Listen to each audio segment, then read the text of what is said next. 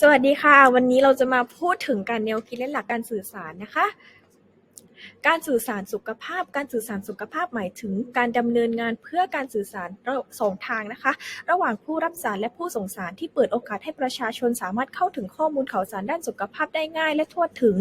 มีการจัดองค์ความรู้แบบมีส่วนรวมและแลกเปลี่ยนเรียนรู้ในหมู่ประชาชนการสื่อสารเพื่อสุขภาพยังเป็นกระบวนการที่ส่งผลโดยตรงต่อการปรับปรุงสุขภาพทั้งในระดับปัจเจกบุคคลและระดับสังคมโดยรวมโดยมีการผสมผสานวัฒนธรรมใหม่ๆผ่านสื่อประเภทต่างๆตามความเหมาะสมเพื่อสามารถที่จะส่งผลต่อพฤติกรรมสุขภาพของกลุ่มเป้าหมายตามที่ต้องการได้ค่ะ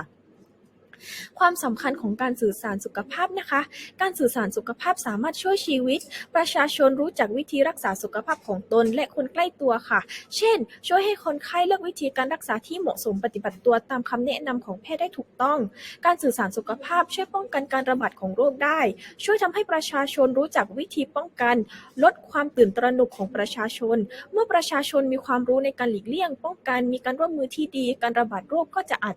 อาจจะชะลอลดลงหรือถึงขั้นยุติได้ช่วยให้เกิดการปรับปรุงระบบการให้บริการด้านสุขภาพการมีบุคลากรที่เป็นนักสื่อสารสุขภาพที่พร้อมจะรับฟังหรือมีความเข้าใจในความต้องการของคนไข้จะช่วยให้หน่วยงานสามารถปรับรูปแบบการให้บริการได้ดีค่ะต่อไปนะคะเปิดโอกาสให้สังคมมีส่วนร่วมในระบบสุขภาพสังคมสามารถเข้ามามีส่วนร่วมในการกำหนดนโยบายและตรวจสอบการให้บริการจนนำไปสู่มาตรฐานการบริการที่สูงขึ้นมีประสิทธิภาพมากขึ้นค่ะลดต้นทุนการบริการด้านสุขภาพการให้ความรู้และให้วิธีการแก่ประชาชนในการป้องกันรักษาสุขภาพของตนเองจะช่วยป้องกันภาวะเสี่ยงภัยทางสุขภาพค่ะ ต่อไปนะคะการสื่อสารที่ดีการสื่อสารที่ดีนะคะก็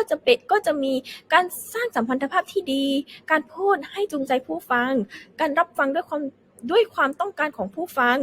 การเรียนรู้และเข้าใจธรรมชาติของมนุษย์และการมองผู้ฟังด้วยทัศนคติเชิงบวกค่ะต่อมานะคะก็จะเป็นปัจจัยที่มีผลต่อการสำฤทธิ์ผลในการสื่อสารค่ะ 1. ปัจจัยด้านการสื่อสารได้แก่ทักษะในการใช้รหัสสารความสามารถในการถ่ายทอดสารความรู้เกี่ยวกับสารและการสื่อสารรวมถึงทัศนคติในการสื่อสารค่ะ 2. ปัจจัยด้านคุณลักษณะประชากรศาสตร์ได้แก่เพศสถานภาพทางสังคมและเศรษฐกิจการศึกษาอาชีพศาสนาและอื่นๆค่ะ 3. ปัจจัยด้านบุคลิกลักษณะของแต่ละบุคคลคือลักษณะเฉพาะตัวของแต่ละบุคคลเป็นสิ่งที่ไม่คงที่สามารถเปลี่ยนแปลงได้ตามสิ่งแวดล้อมได้แก่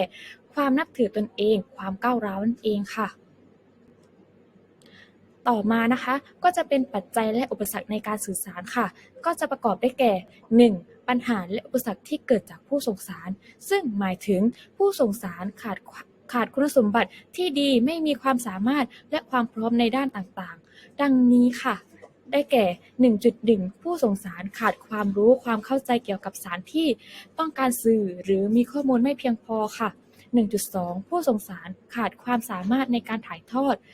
1.3 ผู้ส่งสารมีบุคลิกภาพไม่เหมาะสมกับการสื่อสารนั้นๆ 1.4 ผู้ส่งสารมีทัศนคติไม่ดีในการสื่อสารค่ะ 1.5 ผู้ส่งสารมีความไม่พร้อมทั้งด้านร่างกายและจิตใจค่ะ ปัญหาที่2นะคะก็จะเป็นปัญหาและอุปสรรคที่เกิดจากสารค่ะหมายถึงสารที่ขาดลักษณะที่ดีที่เหมาะสมบางประการดังนี้ค่ะ 2.1 สารที่ยากหรือสลับซับซ้อนเกินไป 2.2 สารที่ง่ายเกินไปหรือสารที่ฟังซ้ำซากบ่อยครั้งจนเป็นเรื่องธรรมดาสามัญทำให้ผู้รับสารเกิดความเบื่อหน่ายและไม่สนใจ 2.3 สารที่ไม่เป็นที่ยอมรับของสังคมเพราะขัดต่อความเชื่อค่านิยมและความคิดของผู้รับสาร3นะคะก็จะเป็นปัญหาและอุปสรรคที่เกิดจากสื่อค่ะหมายถึงการเลือกสื่อที่ไม่เหมาะสมทำให้เกิดปัญหาและอุปสรรคต่างๆดังนี้ 3.1 สื่อที่ไม่เหมาะสมกับวัยของผู้รับสาร 3.2 สื่อที่ไม่เหมาะสมกับสภาพสังคมค่ะ และข้อสุดท้ายนะคะก็จะเป็นปัญหาและอุปสรรคที่เกิดจากผู้รับสารค่ะหมายถึงผู้รับสารขาดคุณสมบัติที่ดีในการรับสารค่ะก็จะประกอบไปด้วย 4.1 นะคะผู้รับสารขาดความรู้ความเข้าใจเกี่ยวกับสารค่ะ 4.2 ผู้รับสารขาดความพร้อมบางประการค่ะ 4.3 ผู้รับสารขาดสมาธิและไม่มีความตั้งใจจริงในการรับสารค่ะ 4.4 ผู้รับสารคาดหวังสูงเกินไป 4.5 ผู้รับสารมีทัศนคติไม่ดีต่อผู้ส่งสารต่อสารและอื่นๆนั่นเองค่ะ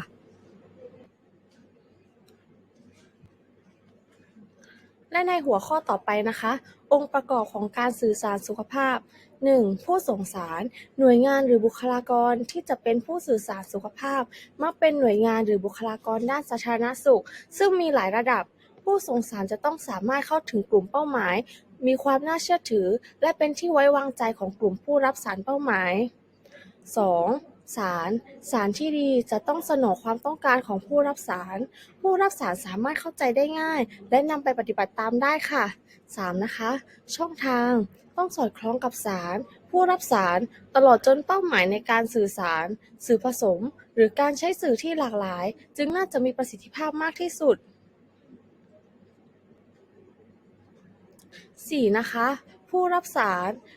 เป็นปัจจัยสำคัญยิ่งต่อการดำเนินโครงการสื่อสารสุขภาพ โดยกำหนดขอบเขตของผู้รับสาร ซึ่งเรียกกันว่ากลุ่มเป้าหมาย และ 5. ผลของการสื่อสารต้องสอดคล้องกับวัตถุประสงค์ของการสื่อสาร คือการเปลี่ยนแปลงความรู้ ทัศนคติ ตลอดจนพฤติกรรมของผู้รับสารในด้านสุขภาพอนามัย ตามที่ผู้ส่งสารปรารถนา และหัวข้อสุดท้ายนะคะ การสื่อสารสำคัญต่อประเด็นสุขภาพ 1. หน้าที่ในการให้ข่าวสาร informative function หมายถึงการเป็นตัวกลางในการเผยแพร่ข่าวสาร ความเคลื่อนไหวให้คนในสังคมได้รับรู้ โดยทั่วถึงกัน เช่น การรู้จักโรคอุบัติใหม่ การรับรู้สถานการณ์ด้านสิ่งแวดล้อมที่อาจส่งผลกระทบต่อชีวิต ความเป็นอยู่ของประชาชนในชุมชนเป็นต้นค่ะ 2. หน้าที่ในการชักจูงใจ